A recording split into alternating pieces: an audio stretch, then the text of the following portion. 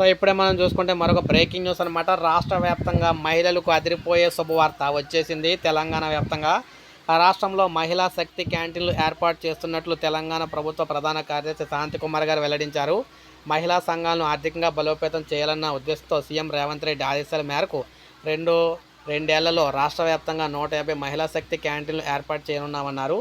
గ్రామైక్య సంఘాలకు వీటి నిర్వహణ బాధ్యతలు అప్పగిస్తామని తెలిపారు. కలెక్టరేట్లు, దేవాలయాలు, బస్టాండ్లు, పారిశ్రామిక, పర్యాటక ప్రాంతాలు, ప్రభుత్వ కార్యాలయాల వద్ద ఈ క్యాంటీన్లు అయితే ఏర్పాటు చేస్తున్నట్లు చెప్పారు. బెంగాల్లోని దీదీకా రసోయ్, కేరళలోని క్యాంటీన్లపై ఇప్పటికే అధ్యయనం చేసినట్లయితే తెలిపారు. వీటి నిర్వహణపై మహిళా సంఘాలకు శిక్షణ ఇవ్వనున్నట్లు కూడా తెలిపారు. ఈ మేరకు వివిధ శాఖల అధికారులతో సీఎస్ సమీక్ష నిర్వహించారు. మహిళా శక్తి క్యాంటీన్ల పనితీరు, నిర్వహణ, అవసరమైన స్థలం తదితర వివరాలతో రోడ్ మ్యాప్ కూడా తయారు చేయాలని చెప్పేసి గ్రామీణాభివృద్ధి, పంచాయతీరాజ్ శాఖ అయితే ఆదేశాలు అయితే వెళ్ళినాయి అనమాట.